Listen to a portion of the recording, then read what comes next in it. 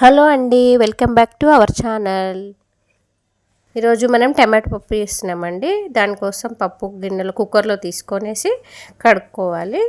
కడిగేసి ఒక ఇంచంత వాటర్ పోసుకొనేసి అందులో కొత్తిమీర, కరివేపాకు, ఉల్లిపాయ కట్ చేసుకొని వేసుకోవాలండి. ఇలా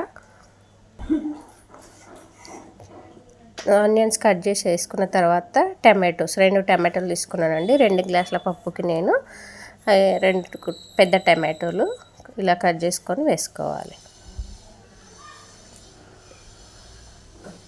వేసుకున్న తర్వాత కొద్దిగా అల్లం వెల్లిపాయ పేస్టు, కొద్దిగా పసుపు, కొద్దిగా కారం, 1 స్పూన్ నూనె పోసేయాలండి. పోసి 5 విజిల్లు వచ్చినాక కుక్కర్ మూత తీసి కొద్దిగా ఉప్పు వేసుకొని రుబ్బుకోవాలండి. తర్వాత పోపుకి కడాయి పెట్టుకొనేసి అందులో నూనె పోసుకొనేసి 2 స్పూన్ల నూనె పోసుకొనేసి కొద్దిగా వేడైన తర్వాత పోపు దినుసులు వేసుకోవాలి.